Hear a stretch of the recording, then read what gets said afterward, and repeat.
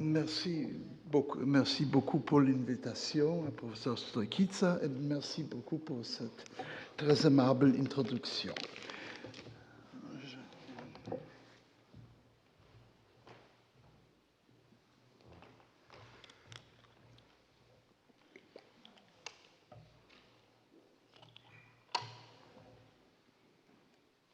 Je vais commencer par une très vite panorama de l'école de Prague pour donner une base à mes réflexions qui seront un peu théoriques. Ce sont les 10 peut-être les plus importantes œuvres d'art des écoles rodolphiniennes.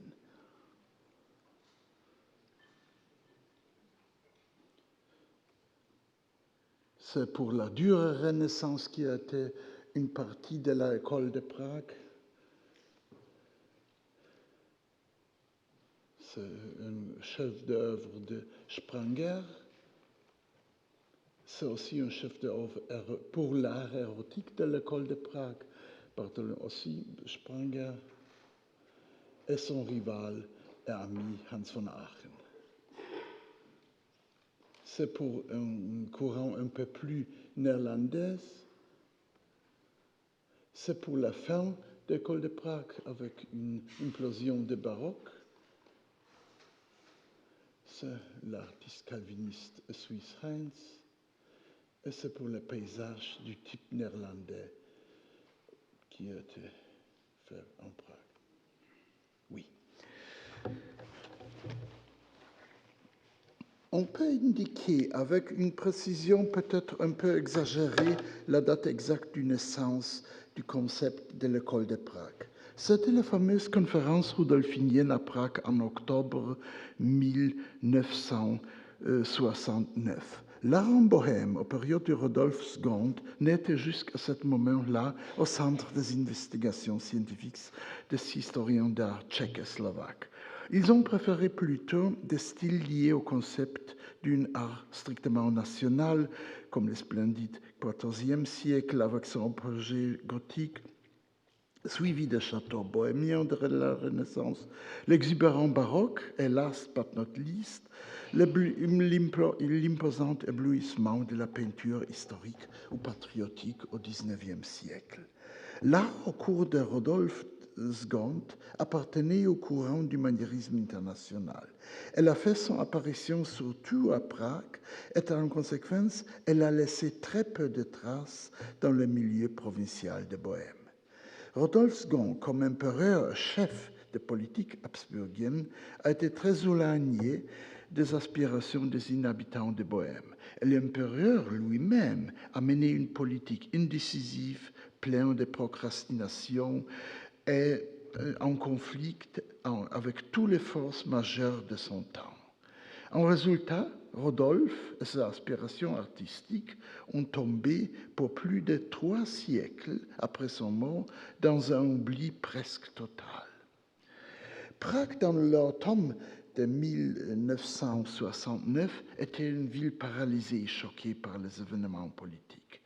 Ça veut dire par l'invasion soviétique d'août 1968. Et les tournants vers une culture si profondément cosmopolite comme la culture rodolphienne et la tentative de l'assimiler pour les besoins du narratif tchèque en matière d'histoire de l'art a été fondée ainsi sur une tendance nouvelle qui a voulu réintégrer la Tchécoslovaquie et la Bohême, surtout dans un cadre vraiment européen. Cette approche, qui pendant l'affreuse période de normalisation husakienne devait être basée sur les concepts d'une longue marché, aboutit, après presque 5 ans et années de sa conférence, à un succès total. Après un demi-siècle de recherches intensives, après une série de grandes expositions, les tons triomphalistes semblent dominer. Le prominent historien d'art Thomas da Costa Kaufmann de Princeton University a exprimé cette attitude avec un brio particulier. Painting at the court of Rudolf II made a school, in a certain sense, not only for art in the local scene in Bohemia, but for much of the rest of Northern Europe. Rudolphine painting possessed a coherent aesthetic, which allowed for various possibilities of expression and which could be developed elsewhere. To conclude with this older metaphor, painting at the court of Rudolf II may therefore be considered not only the school of art, but a school for Europe. Jürgen Kaufmann, Da Costa Kaufmann a reçu un support enthousiastique des historiens d'art allemands, Jürgen Müller, qui a développé le très populaire concept d'un consensus pragensis, une formule symbolisant par l'implication l'unité des arts en Prague. Ça sera le consensus pragensis, mais aussi les délibérations Da Costa Kaufmann qui vont servir comme point de départ critique, sinon oppositionnel, des suivantes analyses. L'école de Prague a été formée au début des années 80 du XVIe siècle en Italie, mais par les artistes néerlandais liés à l'école de Haarlem. Elle était caractérisée par une mélange des influences florentines et romanes qui ont été toujours balancées par un idéal figural formulé au cercle de Hendrik Goltzius à Haarlem. Mais le point important est ici le fait du manque d'un idéal esthétique formulé selon des critères académiques. En combinaison avec la réclusivité et le manifeste déclin de toute propagande artistique au cours de Prague, ça a amoindri le poids de Rodolphinien dans le cadre européen. Le slogan un peu particulier d'une Concordia Pragensis, formulé il y a 30 ans par l'historien d'art Jürgen Müller, a beaucoup contribué à la croissance du mythe de l'école de Prague. Par ces formules quasi-rhétoriques, basées sur une spéculative généralisation de quelques observations faites dans son Schilderbuch par le grand chroniste d'art néerlandais Karel van Mander, Jürgen Müller a voulu décrire et caractériser l'idéal d'une coopération entre artistes travaillant pour les mêmes commanditaires. Une coopération dépourvue, grosso modo, des rivalités personnelles. En conséquence, Müller a suggéré que Bartholomew Spranger, Hans von Aachen et Joseph Heinz ont entretenu des relations extrêmement harmonieuses. J'ai nommé ici la grande troïka des artistes rodolphiniennes. Le seul patron de cette coopération a été, selon la lecture de Van Mander proposée par Müller, l'empereur lui-même, l'empereur Rodolphe II lui-même.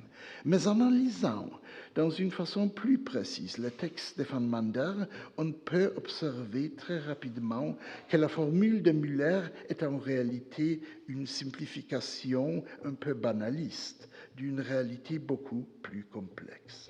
Van Mander a surtout voulu contraster les conflits incessants entre les artistes italiens, pleins de violentes agressions personnelles, avec une absence, bien entendu présupposée a priori, de relations inimicales chez les artistes néerlandais. Le diable est caché cependant dans les détails. L'application de cette loi mandarienne à l'égard des artistes de Prague a été faite en réalité plutôt par Müller que par Van Mander, parce que chez les dernières, on ne peut pas trouver de concrètes exemplifications. Van Mander, comme démontre clairement un closer reading de son texte, a préféré de louer en première place Rodolphe, pour avoir créé en Prague un centre de sapientia, un foyer artistique. Mais Van Mander ne s'intéresse pas C'est vraiment le point saillant ici pour l'école de Prague comme entité artistique. Bien entendu, il use lui-même ce terme-là. Il ne mentionne pas Archimbolde, le grand artiste rodolphinien. Vous avez vu l'image, les premières images ici, les secondes images ici, parce que ça pouvait endommager un peu sa propre vision de la supériorité générale des artistes néerlandaises en Prague, contrastée avec le déclin supposé des arts en Italie. Van Mander a été une nationaliste de l'art de son pays. Pour Van Mander, Rodolphe a effectué une sorte de translatio pictura au nord d'Europe et a devenu donc en conséquence le plus grand ami d'art en Europe. Le slogan d'une Concordia pragensis a obscurci aussi le fait que nous ne savons pas beaucoup en ce qui concerne l'atmosphère et les relations réelles entre les artistes en Prague. Mais il y a, à mon avis, une grande exception de cette règle, totalement méconnue ou négligée, je pense, méconnue par Müller, aussi par les autres historiens de l'art qui se travaillant sur l'art rodolphinien. Je pense ici à l'hôtel de 1598, destiné pour la cathédrale de Saint-Guy à Prague, qui a été détruit partiellement dans l'iconoclasme de Noël 1619 en Prague, un iconoclasme calviniste. Les volets de cette retable ont été heureusement préservés. Ils sont maintenant au Kunsthistorisches Museum à Vienne. Le panneau central, le plus splendide, et sur le point de vue artistique, a été, là, perdu. Ces méconnues œuvres d'art, qui pour maintes raisons gardent un statut presque unique dans l'histoire de l'art, montrent, souvent dans une façon paradoxe, l'enracinement vraiment européen d'art rodolphinien et sa incessante vacillation entre l'Italie et les Pays-Bas. Un petit remarque en avant. Je ne veux pas discuter ici les compliqués problèmes historiques de cet hôtel qui concerne la commande, ni la plupart de ses références iconographiques. Je voudrais renvoyer chacun qui s'intéresse au solide, mais un peu myope, grand œuvre factographie de l'historien allemand Jürgen Zimmer.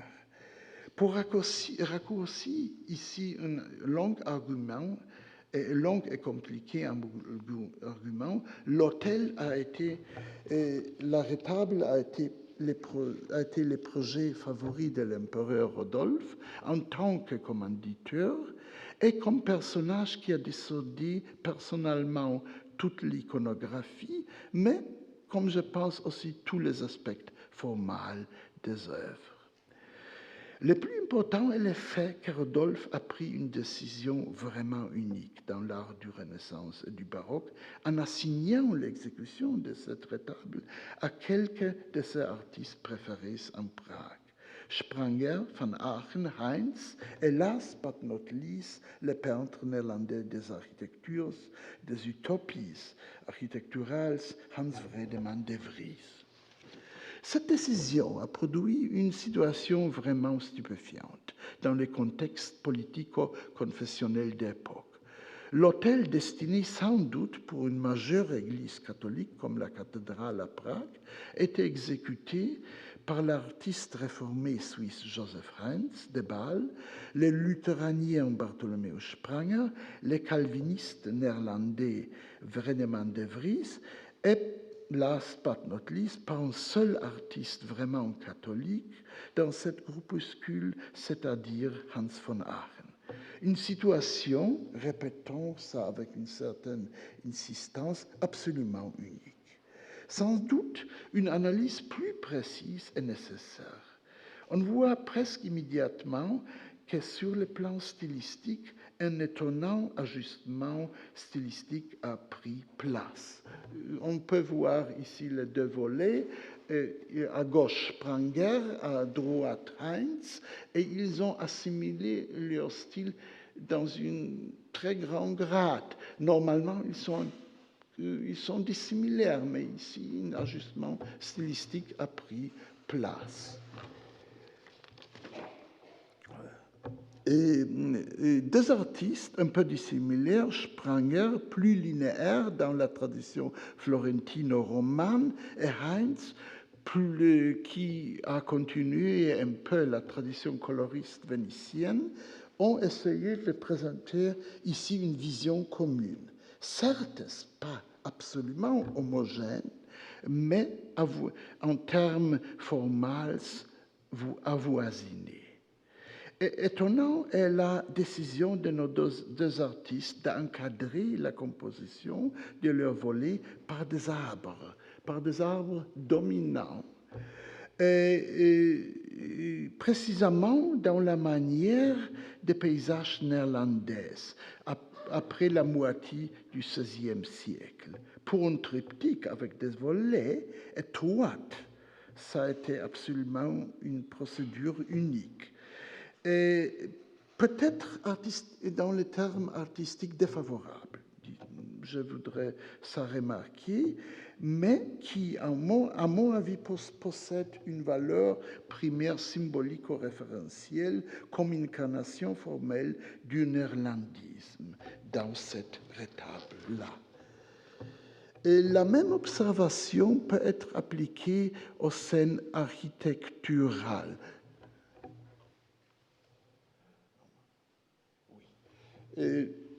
Aux scènes architecturales qu'on peut voir sur les volets extérieurs du triptyque, qui aussi rompent dans une façon brusque avec la habituelle forme des hôtels. Et mal, elle convient très mal au contour de l'hôtel. Pour prolonger cette analyse, peut-être un peu acerbique, les figures de Marie et de la Change Gabriel,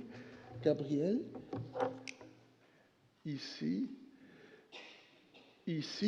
exhibent ne sont pas peints par Vredemann, mais ils sont peints par Van Aachen dans une référence très précise aux figures de première annonciation du jeune Titien. Un choix, à mon avis, très bien calculé. Mais la chose peut-être la plus surprenante se produit au centre du rétable, qui a jadis hébergé une scène de résurrection. Je ne veux pas entrer en détail dans une discussion scientifique très complexe, mais les références traditionnelles à un présumé, à un dessin préparatoire présumé de Van Aachen qui a dans le musée de Brno est à mon avis totalement erroné. En toute probabilité, c'est la gravure de Sadeler d'après Van Aachen. Cette gravure-là, qui nous montre, en dépit de petites variations, l'état original de la peinture maintenant perdue. Un premier coup d'œil révèle aussi une chose très intéressante. La pose de la figure du Christ, je voudrais omettre ici l'évident problème de l'inversion dans la gravure, c'est un autre problème, est basée grosso modo sur le fameux Mercure de Giambologna, excepté la direction de la main.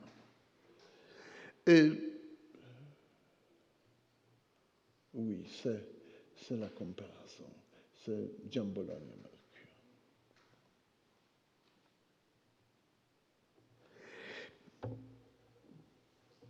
Oui, excepté la direction de la mer. On ne peut donc, par conséquent, douter que le catholique Van Aachen a osé de faire ici une référence vraiment vraiment audacieuse si nous pensons aux règles de décorum ecclésiastique tridentine et post-tridentine, au problème renaissanciste du paragone entre la peinture et la sculpture. Un problème néanmoins rarement, très rarement évoqué par l'art sacré de la Renaissance. La pose du Christ de Van Aachen a été aux antipodes du modus hiératique. La tradition iconographique exhibe d'importants changements. Aux places du Christ, piétinant sur le serpent, symbolisant la mort et le péché, le Sauveur assumait une pose quasiment symbolique et le serpent a obtenu un statut peut-être similaire à cette de l'Ouroboros, pas dans le terme iconographique, mais si on prend ça, on peut dire que dans une certaine vision idéographique, le serpent est presque un Ouroboros, ce n'est pas un serpent de la péché. Et la fortune artistique des panneaux central a été, je voudrais montrer, et ça pouvait être reconstruction hypothétique, à mon avis, des rétables de Prague. À gauche Aachen, à gauche Spranger au centre Aachen, à droite Joseph Heinz, la troïka des plus grands artistes rodolphiniens. La fortune artistique des panneaux centrales a été variée. Il me semble probable que l'éminent sculpteur rodolphinien Adrien de Vries a repris le geste spécifique de la main du Christ, très spécifique, en produisant deux versions successives de Mercure.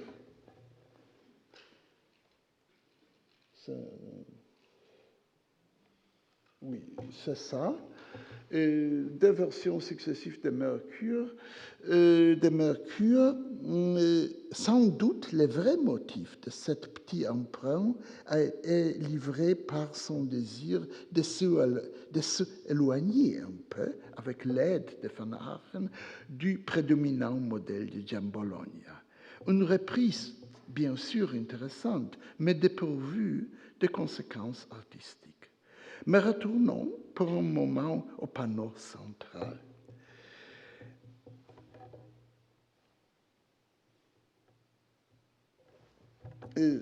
Spranger, son collègue, mais bien aussi son rival, et c'est le point saillant ici, a peint les panneaux mythologiques de Jupiter et Antiope.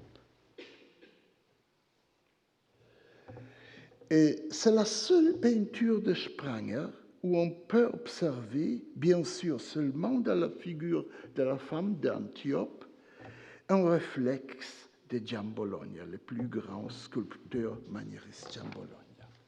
On peut donc sentir une rivalité artistique subcutanée, pas un consensus pragensis, comme a voulu Müller.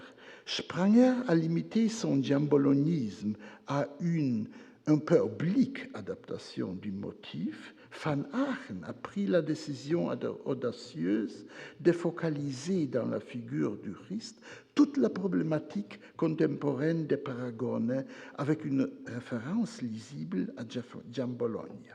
L'empreinte compositionnelle de la figure de Van Aachen a été aidée par l'arrière-plan presque vide, qui a donné un effet limitrophique à toute illusion spatiale.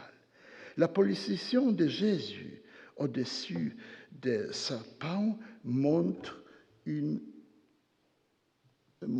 artifice vraiment maniériste. Ajoutons ici une petite mais importante référence au goût de l'empereur. Lorsqu'il a reçu enfin un relief de en 1104, il a reçu enfin un relief de Giambologna qu'il avait longtemps convoité, il exclamait « C'est là enfin à moi ».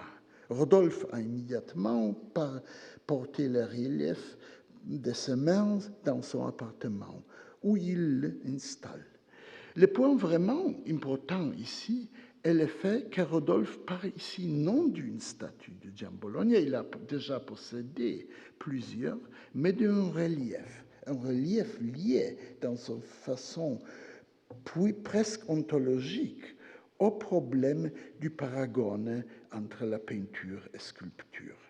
Maintenant, le stratagème artistique de Van Aachen dans notre hôtel acquiert une significance, comme je pense, doublée.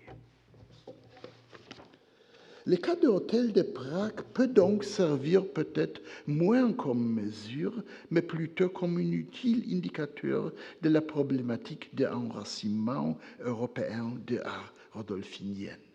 On peut discerner ici une complexe combinaison d'une tendance visant d'abord une homogénéisation formale, je pense ici à l'ajustement stylistique de Spranger et de Heinz, avec une autre tendance de faire des emprunts iconographiques et formales. On peut donc parler ici de trois catégories des emprunts. Une première catégorie constituée par une sorte de citation d'honneur, c'est l'allemande Huldigungsverweis, connue par l'histoire de l'art allemande, tirée de la répertoire d'un grand artiste comme Giambologna. Une seconde catégorie sera constituée par des références aux grandes écoles nationales avec comme à l'école italienne, avec ses subdivisions régionales. Et sur un niveau plus élevé, celui de cette catégorie, ce sont des catégories liées au problème du paragone. Les questions et problèmes liés à ces trois catégories ne peuvent pas être analysés et résolus par les concepts stylistiques, comme l'a suggéré jadis d'Acosta Kaufmann, et je pense qu'il a suggéré ça en erreur, mais surtout par la catégorie subordonnée des modus artistiques. Et l'adaptation de cette catégorie subordonnée implique que les grandes œuvres d'art servant dans un autre contexte comme de véritables phares artistiques peuvent être utilisées dans une façon plus restreinte comme des porteurs de petites solutions utilisables dans la ligne de développement. On peut donc suggérer que pour Rodolphe,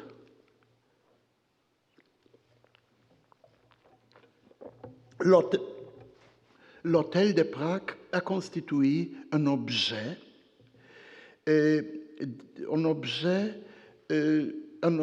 d'expérimentation artistique.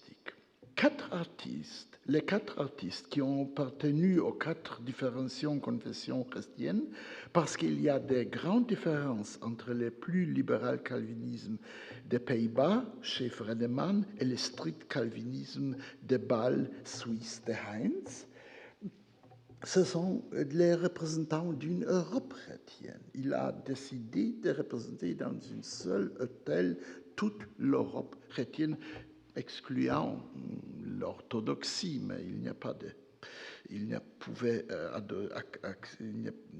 nous ne savons pas si le grec était orthodoxe, en tout cas.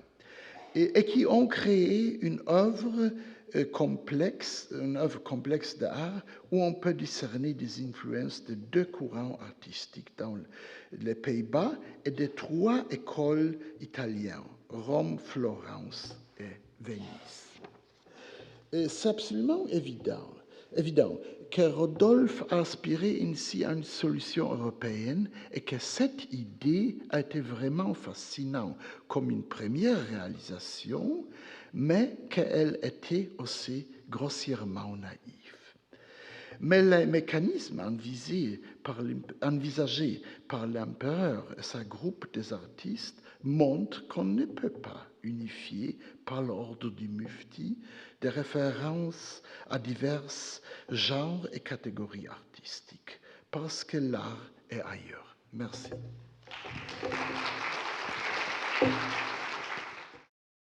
Merci Sergius Michalki pour nous avoir présenté à travers cet exemple fascinant de ce tableau d'autel la question des différentes confessions religieuses, des artistes qui sont menés à une collaboration artistique, à un même tableau religieux, qui pose des enjeux d'unité stylistique, mais aussi de rivalité artistique dans le contexte de la Prague rudolphine. Alors, pour conclure cette journée, j'ai l'honneur de présenter notre hôte qui n'a pas véritablement besoin d'introduction, Victor Stoichița, donc originaire de Bucarest, qui a fait ses études d'histoire de l'art à l'université La Sapienza de Rome, ensuite à l'université de Munich et ensuite à l'université de Paris-La Sorbonne. Depuis 1991, il est professeur ordinaire d'histoire de l'art des temps modernes à l'université de Fribourg. En 2014, il a été titulaire de la chaire du Louvre.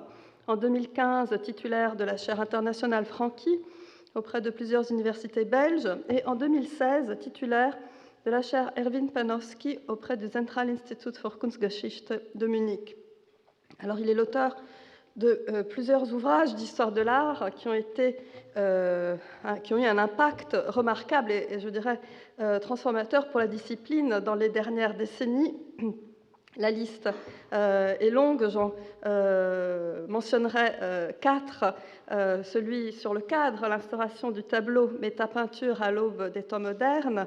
Ensuite, la brève histoire de l'ombre. Celui encore sur l'effet de vie et le simulacre. L'effet Pygmalion pour une anthropologie historique du simulacre. Et enfin, celui sur la vision, l'œil mystique, peindre l'extase dans l'Espagne du siècle d'or. Plus récemment, Victor Stoichița a été aussi l'auteur d'un roman d'autofiction, Oublié Bucarest, qui a été couronné par l'Académie française. Il est membre de l'Academia Europea, membre associé de l'Académie royale de Belgique et membre étranger de l'Academia dei Lincei. Je lui laisse à présent la parole et lui souhaite la bienvenue.